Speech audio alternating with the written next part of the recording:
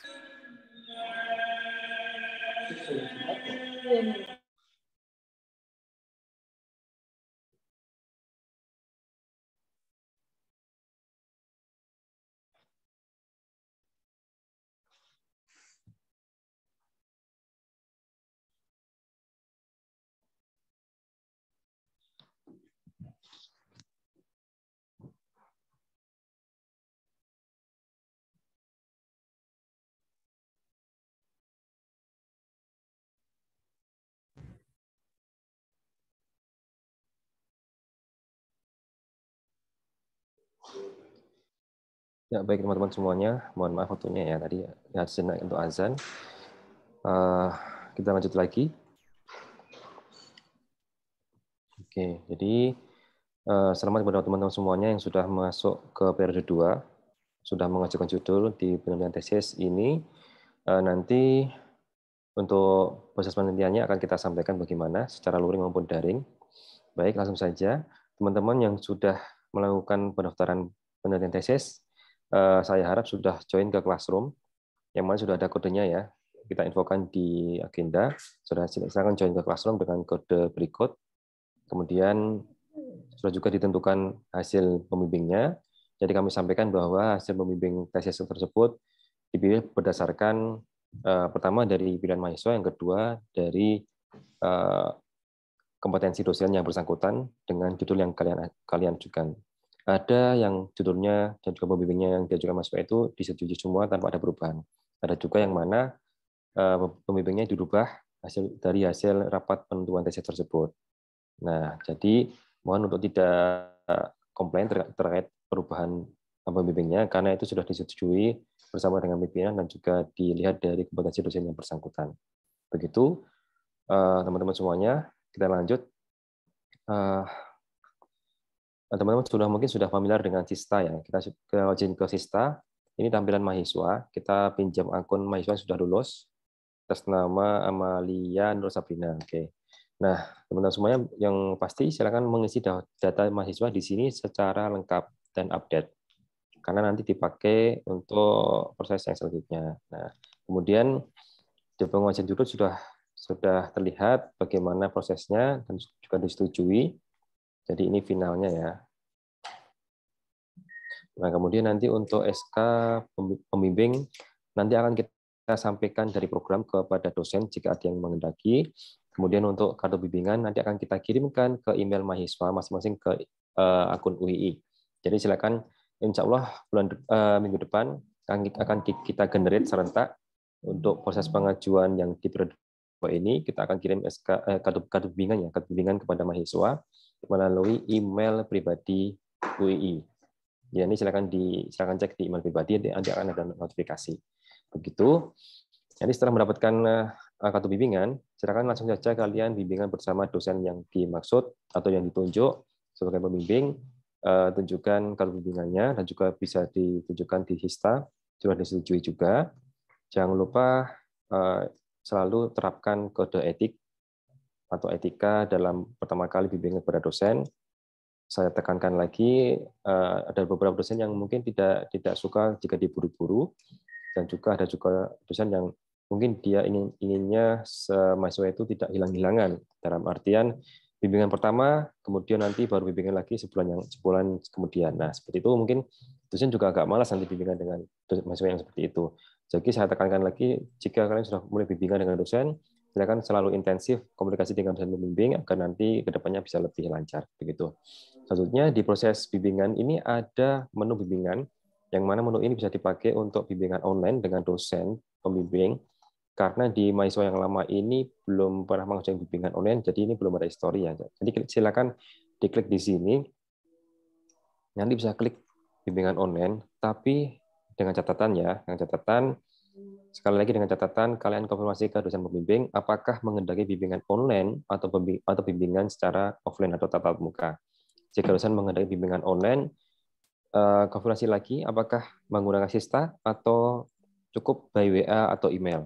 Kalau misalkan dosen itu menghendaki dengan Sista, bisa pakai ini. Kalau misalkan menghendaki dengan by WA atau email, silakan juga nggak apa-apa.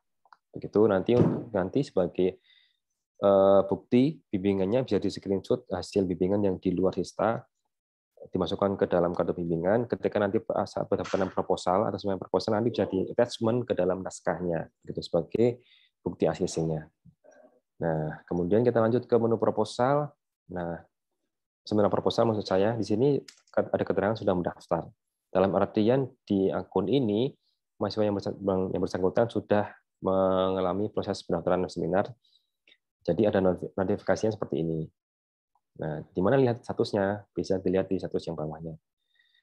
Dengan judul sekian, nama webinar sekian, ya, sudah ditentukan jadwalnya, anggota pengujinya, kemudian tanggal seminarnya, jamnya, kemudian juga ruang ujiannya.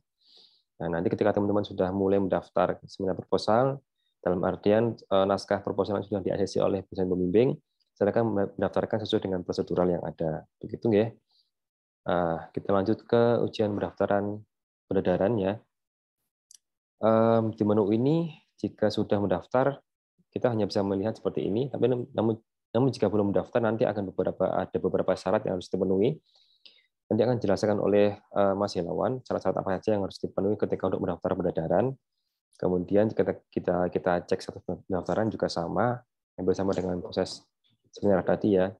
Kemudian jika ada daftar judul tesis yang sudah pernah diajukan, teman-teman bisa cek di sini beberapa judul yang sudah pernah diajukan. Ada hampir 1.300-an ya, jadi ada 1.257. Namun di luar ini juga ada yang mungkin belum terinput ya karena mahasiswa lama belum menggunakan sistem ini. Jadi untuk lebih validnya kalian bisa cek di sini dan juga cek di referensi perpustakaan. Judul apa saja yang sudah pernah diajukan agar tidak terjadi semacam duplikasi untuk menjaga originalitas. Seperti itu teman-teman. Jika ada kendala akun pribadi atau lupa password, silakan kalian menghubungi admin, nanti akan di-resetkan kata sandinya kembali ke NIM seperti semula. Begitu. Kita lanjut ke Classroom, yang mana tadi sudah kita infokan bahwa setiap mahasiswa yang sudah mengajukan judul dan sudah disetujui wajib join di Classroom berikut. Nah, Classroom-nya apa? Classroom-nya berikut. Nah, ini Classroom penelitian tesis. Di sini nanti akan ada info-info terkait penelitian tesis maupun jadwal agenda ujian dan seminar. Seperti yang tertera di sini, teman-teman yang sudah daftar di periode pertama pastinya sudah mendapatkan info-info yang sudah update. Bagi kalian yang baru join, insya Allah masih bisa melihat ya teman-teman ya. Jika ada yang belum bisa melihat seperti yang tertera di pada layar ini, silakan nanti bisa komen. Ya, kami tekankan di sini di Classroom ini akan kita infokan berbagai macam informasi terkait penelitian tesis maupun pendaftaran ujian pendedaran. Begitu. Nah, jadi silakan nanti jika bertanya tentang Mas kapan agenda ujian pendedaran ya, ini akan kita infokan di sini. Seperti ini contohnya. Periode Mei, kemudian ini periode Juni. Jadi satu periode yudisium itu ada 2 kali. Nah, setiap bulan nanti akan dibuka periode pendaftarannya.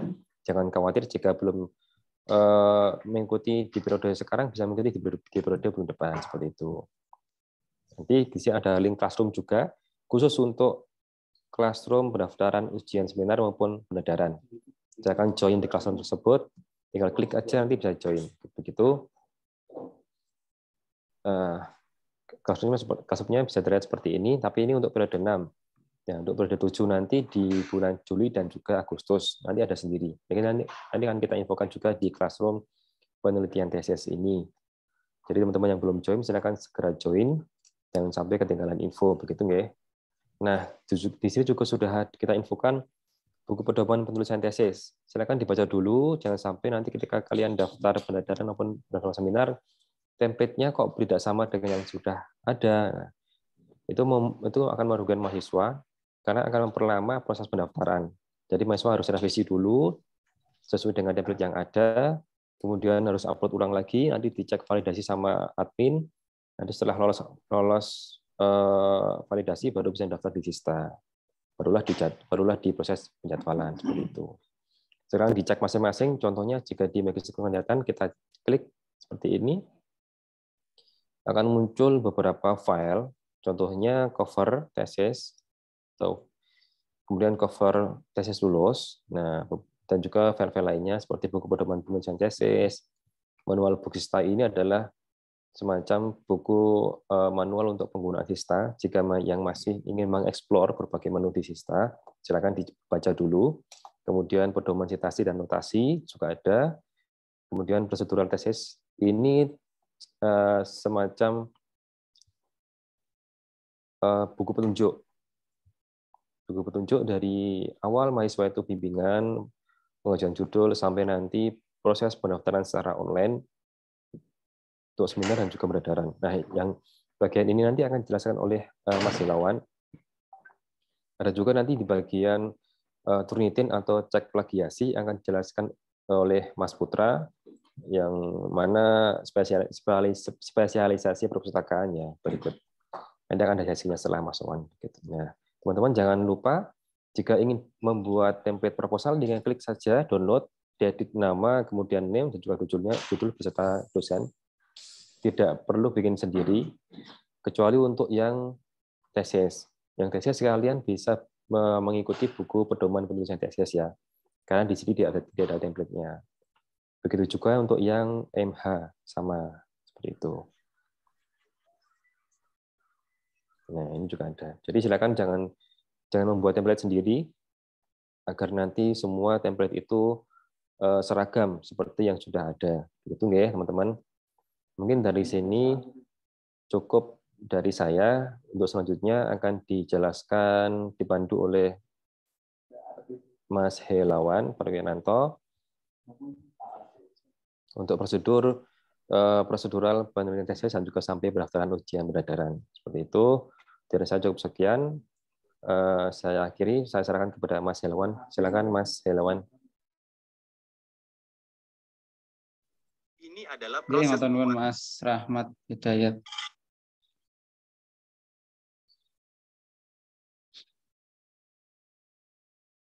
Bismillahirrahmanirrahim. Assalamualaikum warahmatullahi wabarakatuh. Selamat siang teman-teman semua.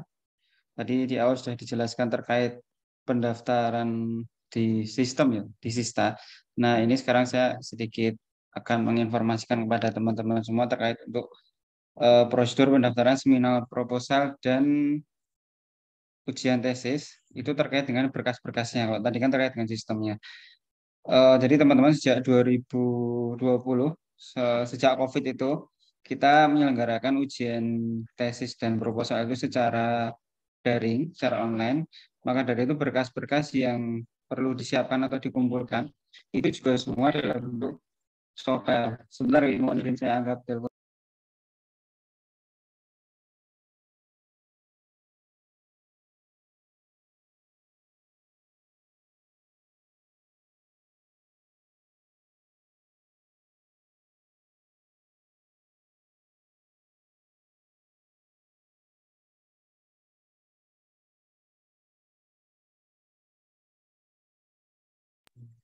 Oke, lanjutkan teman-teman.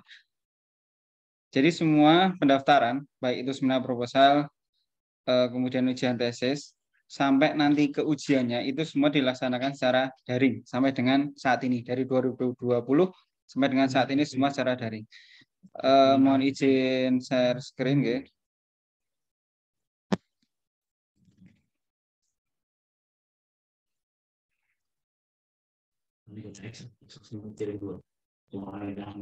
Sudah terlihat ya. Oke, teman-teman, kita mulai dulu dari pertama dari periodenya tadi sedikit oleh Mas Rahmat. Jadi periode ujian dan kelulusan di UII itu ada 5 sampai 6 periode ya, tergantung dengan kalender akademik tiap tahun, kadang beda antara 5 sampai 6. Ini contoh yang apa ya? Defaultnya seperti ini. Nanti biasanya agak sedikit berubah, paling geser sebulan. Itu karena menyesuaikan dengan hari libur, hari raya Idul Fitri, dan lain sebagainya. Sekarang masuk ke periode 6, teman-teman. Jadi setiap tahun akademik ada 6 periode. Ini adalah periode terakhir di tahun akademik ini, periode 6. Kemudian setiap periode itu kita menyelenggarakan 2 kali ujian. Misalnya untuk periode 6 ini kita adakan ujian itu nanti di bulan Mei dan di bulan Juni. Jadi teman-teman yang ujian di bulan Mei ataupun bulan Juni itu nanti ikut periode 6. Wisudanya juga bareng nanti di bulan Juli. Jadi teman-teman yang ujian di bulan Mei dan Juni itu nanti akan wisuda di bulan Juli. Setelah periode 6 ini ada periode 1, itu nanti bulan Juli dan Agustus, wisudanya di September. Begitu seterusnya. Jadi wisuda diadakan setiap 2 bulan dan ujian tesisnya itu kita adakan setiap 1 bulan sekali. Ini untuk periode kelulusannya. Kemudian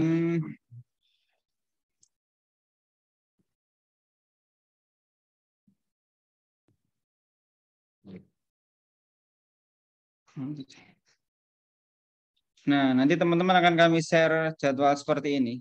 Ini periode 6 misalnya ya, ada ujian di bulan Mei dan di bulan Juni. Ini akan kami buka pendaftarannya, misalnya di bulan Juni kemarin. Itu kami buka pendaftaran sampai dengan tanggal 17 Juni. Kemudian pelaksanaan ujian nanti antara tanggal 22 sampai 24. Jadi bisa di tanggal 22, tanggal 23, atau 24. Ini tergantung dengan konfirmasi ke dosen penguji. Seperti itu, nggih. Jadi setiap bulan akan kita buka pendaftaran dan akan kita laksanakan ujian sesuai periode yang sudah ditetapkan sebelumnya. Langsung lanjut ke prosedur pendaftarannya. Mana?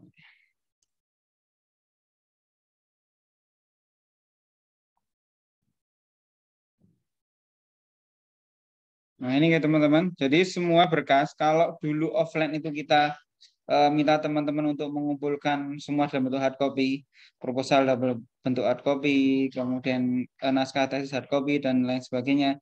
Mulai 2020 sampai saat ini kita masih pakai metode daring. Berkas dikumpulkan melalui Google Classroom. Ini contoh ya, kita buat Classroom itu setiap periode ujian. Jadi untuk Classroom ini yang sekarang masih aktif ini adalah Classroom, ujian tesis, dan seminar proposal periode 6. Di sini teman-teman jika mau daftar, silakan cek di bagian classwork. Kita mulai dari yang seminar proposal. Misalnya saya yang daftar seminar proposal, silakan teman-teman cukup mengirim penugasan di bagian seminar proposal. Di seminar proposal ini yang wajib dikumpulkan sebenarnya hanya ada satu syarat, yaitu naskah proposalnya yang sudah di-ACC oleh dosen pembimbing. Di-submit di Google Classroom dalam file dalam bentuk PDF.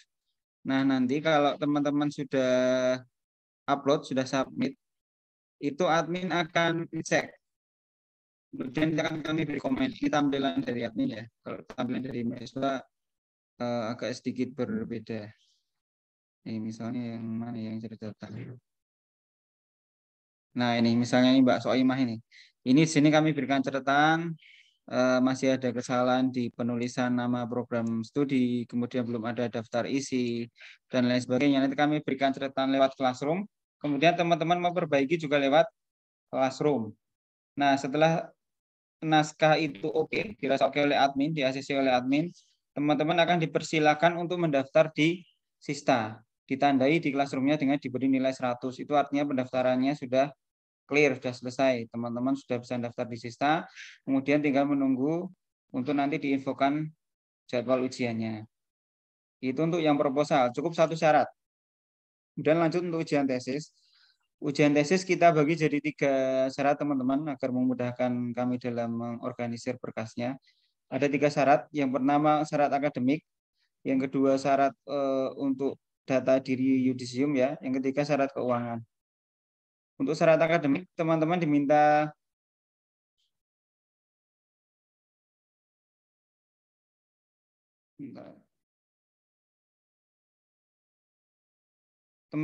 mengumpulkan ada 6 syarat di sini. Yang pertama adalah naskah tesis yang sudah di-ACC pembimbing. Yang kedua, form pendaftaran ujian. Ini bisa diunduh di Sista ya. Itu nanti ada formnya, silakan di-download kemudian di-upload ulang di sini. Yang ketiga, bukti bimbingan tesis. Nah, selama proses bimbingan daring ini kan banyak dari teman-teman itu yang nggak ngisi kartu. Itu silakan teman-teman bisa ganti itu dengan bukti apapun yang memperlihatkan teman-teman tuh wis bimbingan gitu. Bisa mungkin chat WhatsApp, bisa dari email, bisa mungkin lewat Zoom. Itu silakan di screenshot, jadikan satu file sebagai bukti bahwa teman-teman tuh udah benar-benar bimbingan dengan para pembimbing. Kemudian yang keempat ada surat keterangan bebas plagiasi. Nanti mungkin akan lebih jelasnya dijelaskan oleh Mas Putra ya, lebih lengkapnya. Kemudian yang kelima ada transkrip nilai. Jadi transkrip nilai wajib disetorkan di sini, wajib diupload karena kami harus mengecek bahwa IPK teman-teman untuk boleh maju ujian tes itu minimal 3. Insya Allah nggak susah loh. Register nilai apa IPK 3 itu insya Allah nggak susah lah. Kemudian yang terakhir, yang keenam ada naskah jurnal. Nah ini yang perlu dipersiapkan dari sekarang karena memang butuh waktu untuk sampai jurnal itu terpublikasi. Apakah harus sampai publish Mas gitu? Sebenarnya kalau aturan dari Prodi memang harus sampai publish ya teman-teman. Cuma kadang kita berikan kelonggaran asalkan sudah ada LOA dari apa Mas namanya? Dari penyedia jurnalnya, dari pengelola jurnal sudah dapat LOA yang menyatakan bahwa naskahnya teman-teman sekalian itu sudah di ACC, sudah diterima dan tinggal diterbitkan, itu boleh. Dan naskah ini wajib dipublikasikan ketika teman-teman menjadi mahasiswa magister. Jadi nggak bisa kalau mau dumbien satu itu nggak Mas gitu ya, itu udah nggak kepake. Jadi teman-teman harus publikasi ketika teman-teman jadi mahasiswa di sini. Ini untuk syarat pertama, syarat akademik. Kemudian yang syarat yudisium ini lebih ke berkas-berkas ya. Ini mudah. Cuma scan ijazah S1, kemudian scan KTP, scan akte kelahiran, kemudian pas foto. Untuk pas foto ada ketentuannya ya. Wajib memakai jas hitam dan dasi kalau untuk putra. Untuk putri pakai busana formal berhijab. Background warna biru. Ini syarat untuk pas foto yang nanti pas foto ini akan kami cetak dan kami gunakan untuk di ijazah dan transkrip nilai. Ini untuk syarat yudisium, syarat yang kedua. Mengisi form. Oh ya, yang terakhir teman-teman wajib untuk mengisi form pengisian data diri ya, karena ini nanti akan masuk ke buku wisuda, masuk ke mana Mas ya? Ke transkrip ya, ke transkrip ijazah itu sesuai dengan yang teman-teman isikan di sini. Yang terakhir syarat keuangan, ini teman-teman kami minta untuk melampirkan slip pembayaran SPP terakhir. Nanti akan dicek oleh bagian keuangan, oleh Bu Nunung, apakah ada tagihan yang lain di luar SPP. Mungkin tagihan masa studinya, mungkin tagihan perpanjangan masa bimbingan, tagihan perpustakaan, dan lain sebagainya. Nanti akan dicek oleh Bu Nunung, sama seperti yang tadi ya, ini saya lihatkan. Sama seperti seminar proposal tadi, jika masih ada kekurangan, admin akan memberikan keterangan di classroom. Misalnya nih, mohon maaf nih Mbak Uni, tak jadikan contoh. Ini nanti akan dikomen oleh Bu Nunung di bagian keuangan. Ini Mbak Uni misalnya ya, ini masih kurang biaya perpanjangan bimbingan tesis. Maka Mbak Uni harus membayarkan dulu. Setelah dibayarkan, Bu Nunung akan memberikan nilai 100 dan nanti admin baru akan menjadwalkan ujian teman-teman semuanya jika seluruh syarat sudah dipenuhi. Kemudian ujiannya gimana Mas? Ujiannya nanti jadwal akan kami share di classroom ini. Ini contohnya.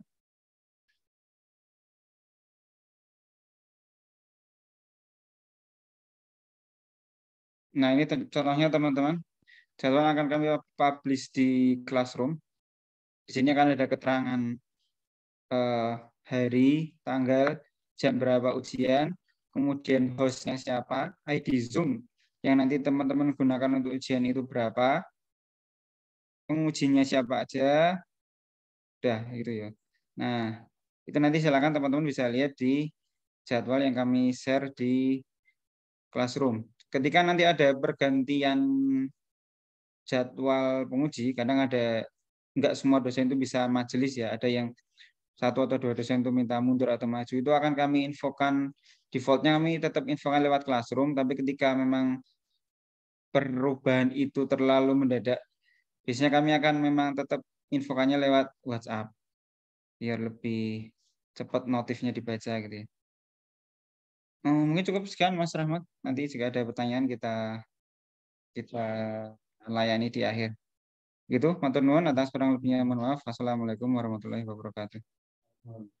Baik, terima kasih kepada Mas Helawan sudah memberikan pemaparan terkait proses pendaftaran yang mana 90% dan juga ujian pendaftaran ya. Jadi kita lanjut yang terakhir yaitu tentang masalah proses pengecekan plagiasi yang mana harus dilalui setiap mahasiswa yang ingin mendaftarkan pendaftaran harus melampirkan surat keterangan bebas plagiasi. Nanti ada syarat minimalnya berapa persen sih gitu. Nanti ini akan dipaparkan oleh Mas Putra Mustika selaku dari admin akademik perpustakaan. Silakan Mas Putra. Assalamualaikum warahmatullahi wabarakatuh. Ya, terima kasih Mas Rahmat Hidayat atas keterangannya. Oke teman-teman, lanjutkan yang tadi disampaikan oleh Mas Rahmat dan Mas Helawan terkait prosedural ujian seminar dan ujian tesis. Dalam hal ini saya coba menjelaskan tentang salah satu syaratnya, ini tentang surat cek plagiasi teman-teman. Jadi plagiasi ini terkait dengan tingkat kesamaan ataupun kemiripan tesis yang teman-teman ajukan yang untuk mendaftarkan pada ujian. Jadi teknisnya nanti teman-teman bisa japri ke nomor admin perpustakaan itu, nomor WhatsApp itu. Silakan nanti teman-teman kirimkan soft copy dari tesis teman-teman berupa filenya file Word, file doc itu teman-teman silakan kirim ke WhatsApp tersebut. Nanti akan segera kita proses ke sistemnya berupa Turnitin itu, dan prosesnya itu berlangsung selama 1 hari teman-teman. Jadi kami harapkan jangan terlalu mepet dengan batas akhir pendaftaran tesis gitu. Jadi kasih spare waktu untuk 1 atau 2 hari bahkan 3 hari silakan. Karena apa? Untuk batas maksimal cek plagiasi ataupun hasil plagiasi yang bisa dilakukan untuk ujian tesis itu adalah 20%. Dan kadang tuh ada teman-teman yang hasilnya itu di atas 20%. Pertanyaannya, Mas kok bisa sampai di atas 20%? Biasanya itu teman-teman gini kasusnya. Jadi teman-teman sudah merasa naskah tesisnya mungkin di bab 2, bab 3 memang mencantumkan suatu teori dari suatu sumber gitu kan teman-teman. Dan teman-teman juga mencantumkan footnote-nya maupun body note-nya gitu seperti itu. Tapi teman-teman lupa nggak memparafrase. Jadi oke lah, secara nilai sudah dikasih footnote, kasih body note, itu sudah nggak plagiat. Tapi karena kita bicara dengan sistem, karena logika sistem itu bekerja benar-benar membandingkan naskah yang baru kita upload, dalam hal ini tesis teman-teman, dengan naskah yang sudah ada di database-nya Turnitin, walaupun itu sudah ada footnote, tapi ketika tidak diparafrase, itu masih terindikasi plagiat. Jadi memang harus hati-hati teman-teman dalam menulis tesis tersebut. Gitu. Jadi emang kita dituntut untuk selalu menciptakan hal yang baru, jadi tidak sama dengan naskah-naskah sebelumnya, seperti itu teman-teman. Jadi tadi prosesnya adalah 1 hari, jika nanti dinyatakan lolos, artinya di bawah 20% atau maksimal 20%, nanti akan kita kirimkan suratnya melalui WhatsApp tersebut juga. Dan pertanyaannya, ketika di atas 20% gimana Mas? Nanti akan kita kembalikan ke penulis, ke mahasiswa, jadi sekalian kita kirimkan juga hasil temuannya. Jadi nanti teman-teman bisa merevisi naskah tesisnya berdasarkan hasil temuan Turnitin yang pertama tadi. Jadi sudah ada bagian-bagian terblok warna itu yang dinilai masih sama atau mungkin dinilai plagiat terhadap naskah sebelumnya. Itu untuk cek plagiasi. Kemudian terkait syarat publikasi jurnal. Jadi untuk teman-teman di MH mulai angkatan 42 dan MKN angkatan 13 itu sudah wajib tidak hanya mengumpulkan naskah jurnal, tapi juga memiliki naskah jurnal yang sudah terbit. Pertanyaannya, terbit di mana, Mas? Terbit di jurnal nasional yang sampai saat ini yang penting jurnal nasional sih bisa dibuktikan dengan adanya ISSN seperti itu, teman-teman. Mungkin minta share. Kalian saya lihatkan untuk jurnal kita, teman-teman. Nah, untuk linknya tadi udah kita kirimkan ke chat, jadi bisa dilihat, teman-teman. Ini adalah tampilan dari website ataupun OJS jurnal kita yang ini yang MH, Lex Renaissance. Jadi teman-teman terutama yang baru ngurus seminar proposal ya, mumpung masih jauh, silakan teman-teman submit naskah di jurnal ini. Jadi dari program itu mengarahkan untuk teman-teman MH khususnya itu subnya di sini aja, karena itu adalah jurnal yang dikelola oleh kita sendiri di MH. Pertanyaannya, Mas, gimana gimana template naskahnya? Silakan bisa download di sebelah sini, ada template naskah. Kemudian panduan penulis saya juga bisa cek di sini, di-download aja. Kemudian ketika teman-teman sudah menulis, silakan langsung submission di sini. Dan ada pertanyaan lagi, Mas, cara nguploadnya gimana? Nah, ini aja, Mas. Bisa di-download di sini, guideline untuk submit naskahnya. Jadi nanti prosesnya itu ketika ada naskah masuk, akan kita langsung bagikan ke tim editor kami. Jadi tim editor kami akan melakukan review. Jika tim editor menyatakan ACC ataupun misalkan ada catatan, nanti kan kita kembalikan ke penulis melalui sistem ini juga. Ketika dari editor selesai, nanti akan lanjut ke step berikutnya, yaitu ada review dari Mitra Bestari. Karena itu teman-teman ada proses review dari editor, juga ada dari Mitra Bestari, itu membutuhkan waktu yang butuh waktu, nggak cepat gitu ya. Maka dari itu jangan terlalu mepet dari waktu untuk daftar ujian tesis itu teman-teman. Dan kalau ingin melihat contoh naskah yang sudah terbit, silakan bisa download di sebelah sini. Jadi bisa untuk gambaran kira-kira gimana sih naskah-naskah yang sudah terbit dari jurnal Lex Renaissance ini. Ini yang untuk MH.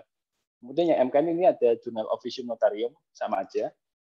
Untuk panduannya bisa di-download di sini, panduan template naskah dan juga panduan subnya bisa download di sini.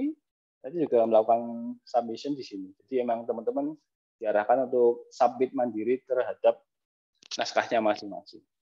Gitu teman-teman. Dan yang jadi catatan, ini untuk mulai MH angkatan 42 ke atas dan MKN 13 ke atas. Jadi bagi teman-teman yang mungkin angkatan di bawah itu, aturannya masih sekedar menghubungkan, jadi belum wajib terbit gitu teman-teman. Mungkin dari saya cukup sekian, Mas Rahmat. Silakan bisa dilanjutkan. Iya, baik, terima kasih sekali kepada Mas Iwan juga Mas Putra yang telah memberikan pemaparan materi terkait pendaftaran dan juga syarat-syaratnya ya. Sudah sangat jelas sekali menurut saya. Kita langsung aja ke sesi selanjutnya, yaitu proses tanya jawab. Jika ada teman-teman yang ingin menanyakan terkait proses pendaftaran maupun syarat-syarat yang masih dirasa kurang jelas, kita masih beri waktu sekitar 10 menit mulai dari sekarang. Silakan dibuka kameranya maupun mikrofonnya, langsung saja bertanya. Izin, Mas. Baik, Mbak siapa? Messi, Mas. Mbak siapa ini? Messi. Oh, Messi. Oh, bisa di-open cam, Mbak?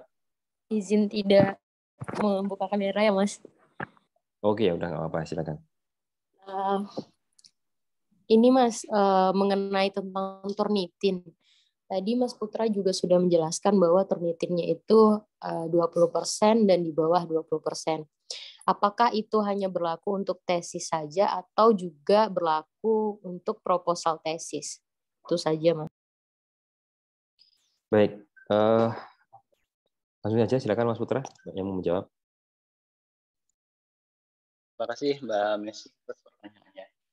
Mungkin saya terangkan juga untuk cek plagiasi ini ketika sudah sampai ujian tesis, Mbak. Jadi untuk seminar proposal belum dikenakan cek plagiasi. Jadi untuk seminar proposal silakan langsung jalan saja setelah mendapatkan ACC dari dosen pembimbing. Besok ketika akan maju ujian tesis barulah dilakukan cek plagiasi. Gitu, Mbak. Baik, Mas, terima kasih. Ya, terima kasih. Ada lagi yang mau bertanya? Iya, Mas. Mas, saya mau bertanya. Oke, silakan raise hand dulu biar kita tunjuk secara urut ya. Raise hand. Oke, Mbak Latifah. Silakan Mbak Latifah. Oke, makasih Mas. Jadi di sini sebenarnya menanyakan kalau terkait keuangan tadi, itu bisa nggak ya Mas kalau misalnya kita tahu informasinya dulu sebelum daftar sidang tesis, karena kan biar juga nggak terlalu dadakan, takutnya nanti ternyata ada tambahan sekian gitu. Baik, mungkin Bu Nunung bisa menjawab atau diwakili. Assalamualaikum, Mbak. Untuk cek keuangan bisa dilakukan sebelum ujian. Nanti kontak pihak admin aja kalau belum punya nomor handphone saya, gitu. Jadi nanti saya cekkan kekurangan SPP-nya atau misalnya bimbingan lebih dari 1 tahun kan kena perpanjangan. Kalau tidak ya langsung jalan aja. Gitu, Mbak. Baik, terima kasih, Bu. Ya, terima kasih. Ya, terima kasih Bu Nunung, sudah sangat jelas sekali ya teman-teman. Saya kira jawabannya. Jadi silakan yang mau mengecek terkait administrasi keuangan bisa kontak langsung ke Bu Nunung. Jika belum punya nomornya bisa minta temannya atau nanti bisa chat admin, nanti akan kita beri nomor ke bagian keuangan. Begitu nggih. Ada lagi yang sudah resign, Pak Edi. Silakan Pak Edi. Ya, terima kasih Pak. Mau tanya untuk join ke Classroom nanti, tadi saya agak terlambat soalnya. Minta linknya Classroom yang buat bimbingan tesisnya begitu. Terkait dengan download download terkait cara metode tesis gitu Pak. Untuk link Classroom-nya Pak. Oke, baik. Bapak atau Mas ini ya? Mungkin lebih cocok Mas ya? Iya, Mas aja. Oke, ya, baik. Baik, Mas Edi, bisa dicek di chat Zoom ya. Kami kirimkan sekali lagi kode Classroom-nya. Silakan di-copy. Nanti terus kemudian join ke Classroom. Nah, berikut kode Classroom-nya sudah kami kirimkan melalui chat Zoom ya. Bagi teman-teman yang belum join ke Classroom penelitian tesis, silakan join dulu. Sudah kami kirimkan di chat Zoom. Baik Pak, terima kasih. Baik, terima kasih Mas Edi. Teman-teman yang ini ada yang mau bertanya lagi terkait bertanya, Mas Jeffrey ya? Baik, silakan Mas Jeffrey. Mas, mau bertanya sama Mas Putra tadi terkait dengan plagiasi. Itu kan minimalnya 20% ya Mas ya. Gimana triknya gitu Mas untuk kita di bawah 20%, karena kan kalau misalnya kita mengutip undang-undang atau putusan MK itu kan nggak mungkin kita paraphrase gitu kan Mas, kalimat di undang-undang, sementara itu kan krusial kali untuk dia jadi kena gitu di Turnitin. Dan seingat saya kalau dulu itu diberi tanda petik gitu Mas ya, tapi updatean Turnitin tanda petik udah nggak lagi Mas. Itu gimana Mas ya triknya Mas? Terima kasih Mas. Oke, matur Mas Jeffrey. Nah, mungkin ini Mas, bukan minimal, tapi maksimal ya Mas ya. Maksimal cek plagiasi atau tingkat plagiasi yang diizinkan untuk wajib tes adalah 20%. Kemudian pertanyaan, gimana tips dan triknya? Sebenarnya banyak. Ya kalau di jadwal retail banyak itu Mas. Nah, tapi gini Mas, terkait undang-undang tadi. Memang untuk undang-undang, itu kan teman-teman juga nggak mungkin. Baik. Jadi ada undang-undang, kemudian seperti terjemahan Al-Quran gitu ya. Nggak mungkin diparafrase. Diparafrase malah nanti murtad atau gimana gitu ya. Jadi untuk 2 poin itu, bisa dijadikan kutipan langsung tadi Mas. Dikasih kutipan petik di depan dan belakang, kemudian jadi satu spasi itu. Atau kalau tidak juga dibiarkan nggak apa-apa Mas. Karena yang seperti itu nanti akan dibersihkan oleh admin. Seperti itu Mas. Menambahkan lagi terkait tips dan trik ya Mas. Mungkin tak tambahkan sedikit. Inti dari cek plagiasi, ketika teman-teman sudah melakukan parafrase terhadap kutipan-kutipan teori maupun naskah yang teman-teman tulis, insya Allah itu aman kok teman-teman. Jadi sejauh ini kita pengalaman di lapangan, ketika memang tesis itu benar-benar dikerjakan, artinya dikerjakan sendiri, ditulis sendiri, bukan copy paste dari tesis yang pernah ada, naskah pernah ada, cuman mengganti objek penelitiannya, hasil dari itu, insya Allah sejauh ini sih aman teman-teman. Artinya ketika di atas 20% pun di atasnya enggak yang sampai tinggi banget gitu ya. Jadi ketika teman-teman sudah memparafrase dan memang teman-teman mengerjakan itu sendiri, insya Allah aman sih. Seperti itu teman-teman. Mungkin ada lagi Mas Jeffrey?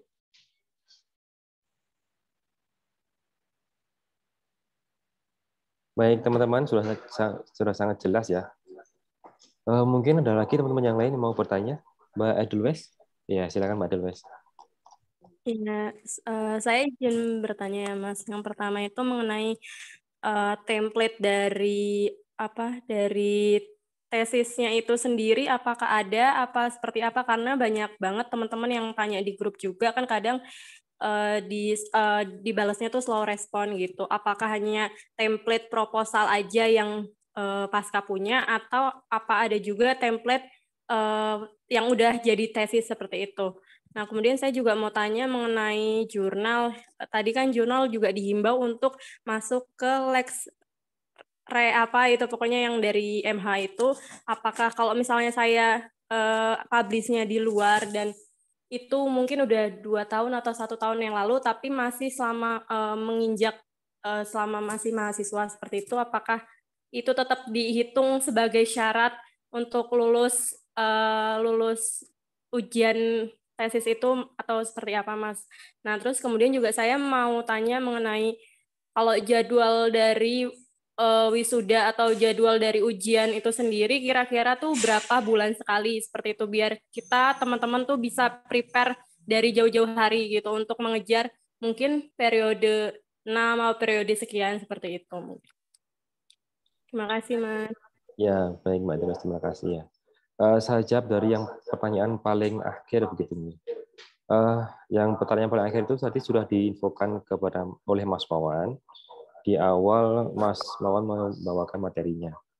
Mungkin Mbak Adelwes join-nya agak terlambat ya, jadi sudah di-share screen oleh Mas Wawan. Mas Wawan minta tolong di-share screen ulang. Soalnya saya kebetulan juga join grupnya itu apa di GC-nya itu ada 3 grup, Mas. Saya bingung saya ikut yang mana GC-nya seperti itu. Ya, jadi yang utama nanti adalah GC Google Classroom, penelitian tesis. Di situ nanti akan kita infokan periode pendaftaran ujian sampel dan juga tesis secara periodik ya. Di sini bisa kita lihat periode ujiannya adalah sebagai berikut, mengikuti periode yudisium. Seperti halnya yang sudah berjalan lalu, untuk periode 6 yudisium ke-6 ini adalah bulan Mei dan bulan Juni. Jadi setiap 2 bulan sekali itu dibuka satu untuk periode yudisium. Nah, kemudian wisudanya kapan? Wisudanya di bulan Juli. Seperti itu. Kemudian untuk periode 1, untuk tahun ajaran akademik atau TA 2022-2023 ganjil, nanti periode 1-nya itu dibuka pendaftaran seminar dan juga proposal. Seminar proposal dan juga ujian dan tesis ya maksud saya. Itu di bulan Juli dan Agustus. Itu untuk satu periode 1. Kemudian nanti sudahnya di bulan September. Seperti itu nggih. Dan seterusnya sampai periode 5. Kadang satu tahun akademik itu ada 5 sampai 6 periode.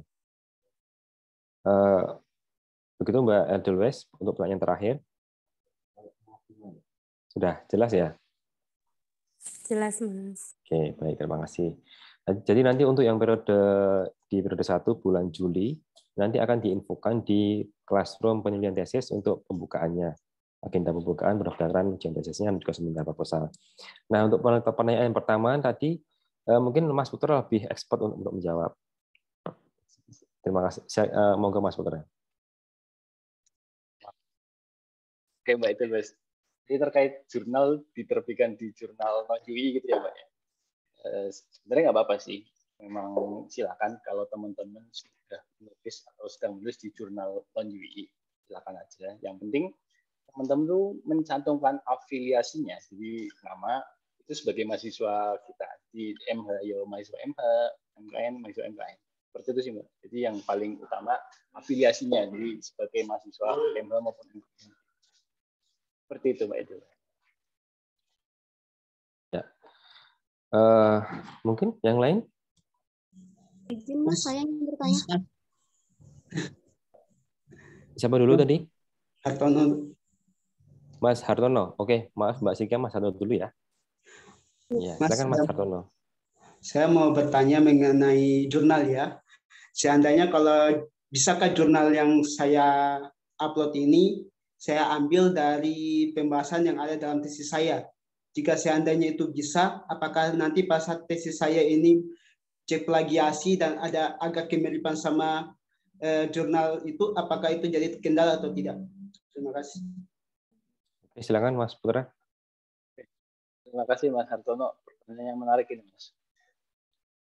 Jadi memang kalau dari program itu terkait naskah jurnal dianjurkan itu memang tema yang berbeda dengan tesis. Artinya biar besok ketika cek plagiasi tesis, kan konsepnya kan jurnal terbit dulu ya Mas. Kemudian kita baru cek lagi tesis. Jadi harapannya, kenapa dibuat beda? Biar ketika cek lagi tesis, itu nggak terindikasi sama dengan jurnal yang sudah terbit duluan itu, Mas.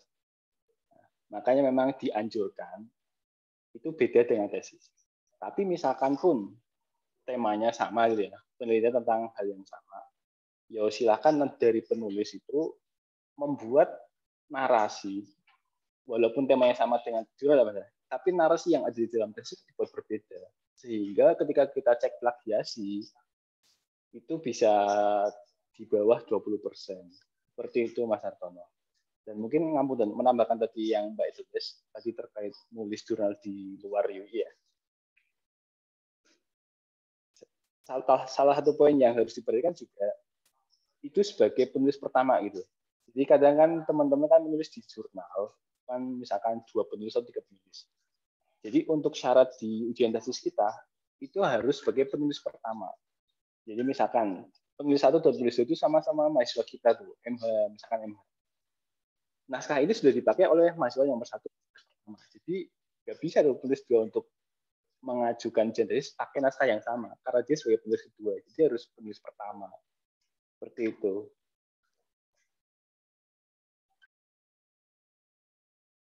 Ya, sudah jelas, Mas Hartono?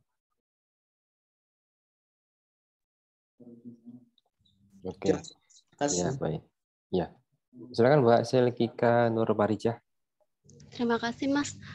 Langsung saja Selkika tuh mau nanya ke Mas Putra, itu mengenai jurnal itu setelah kita upload dan itu berapa lama sih prosesnya revisian gitu Mas? Apakah mungkin sampai berapa tahap gitu? Sekian, terima kasih Mas. Terima kasih Mbak Selkika.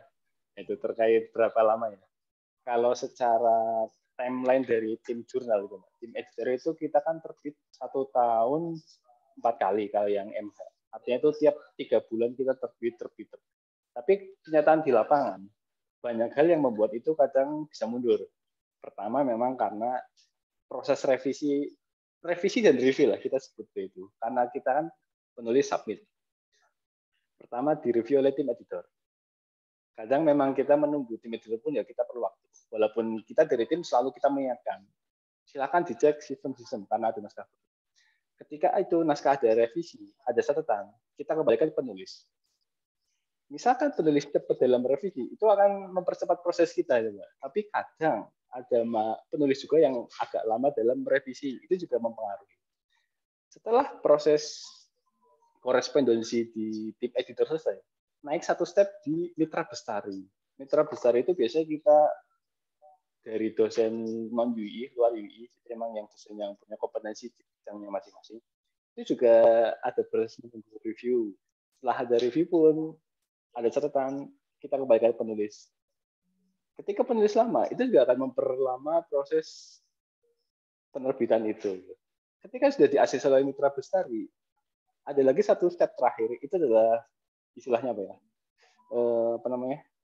Final approve dari ketua jurnal atau ini editorial board gitu kan, ketua jurnal kita yang paling atas itu yang terakhir membaca final. Jadi ketika beliau meng-ACC maka naskah itu terbit. Tapi misalkan beliau kok masih menghendaki ada revisi, kita kembalikan lagi ke penulis. Jadi seperti itu Mbak Sulika. Emang prosesnya lumayan. Dan saya cek juga Mbak Sulika naskahnya sudah ada catatan revisi ya dari tim editor. Iya Mas, makanya bingung. Mungkin itu kira-kira berapa bulan ya Mas itu?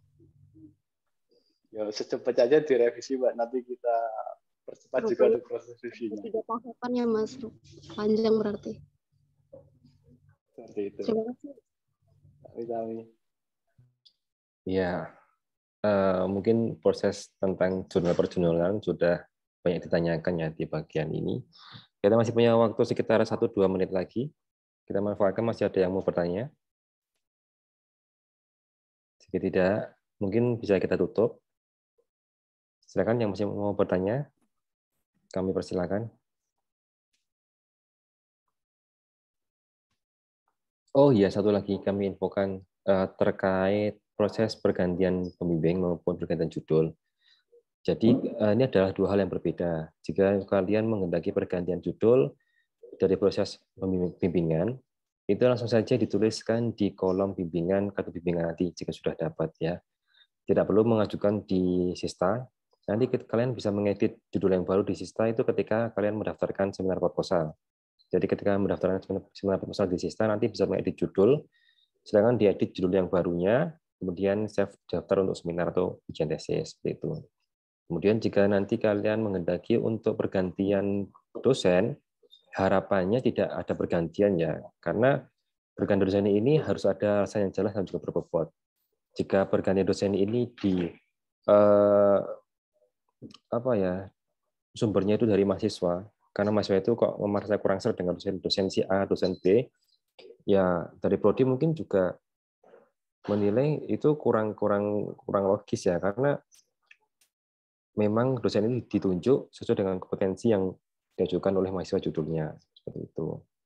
Namun jika dilihat dari alasannya itu berbobot dan juga masuk akal, dosennya kok sudah saya hubungi selama seminggu membalas, kemudian setelah kirim revisi lagi selama sebulan tidak ada balasan, kita hubungin lagi 2-3 kali juga tidak ada balasan, di 2 minggu berikutnya itu bisa mengajukan pergantian. Nanti akan kita evaluasi dosen tersebut agar kedepannya bisa lebih baik lagi seperti itu. Mungkin juga ada usulan dari dosen pembimbing sendiri yang minta diganti karena merasa beliaunya sudah tidak membidangi hal yang seperti yang diajukan mahasiswa, itu juga boleh kalian mengajukan pergantiannya. Nanti jika ada pergantian silakan chat admin, nanti akan diproses untuk proses teknisnya seperti itu ya. Mungkin dari saya cukup sekian. Saya rasa sudah tidak ada lagi yang bertanya. Bisa kita tutup, nggih. Kita kembalikan ke Mbak Nisa. Terima kasih atas waktunya. Wassalamualaikum warahmatullahi wabarakatuh. Assalamualaikum warahmatullahi wabarakatuh. Terima kasih kepada Mas Rahmat, Mas Wawan, dan Mas Putra yang telah menyampaikan pengarahannya terkait agenda sosialisasi mekanisme penelitian tesis pada siang hari ini. Baik rekan-rekan yang kami hormati, selanjutnya mari kita bersama-sama mensyukuri dan menutup serangkaian agenda sosialisasi mekanisme penelitian tesis dan pendaftaran ujian pendadaran pada siang hari ini dengan bersama-sama membaca hamdalah. Alhamdulillahirobbilalamin. Terima kasih atas perhatiannya. Kurang lebihnya kami mohon maaf. Billahi taufik wal hidayah. Wassalamualaikum warahmatullahi wabarakatuh. Waalaikumsalam warahmatullahi wabarakatuh. Terima kasih teman-teman semuanya ya. Kita end meeting untuk siang hari ini.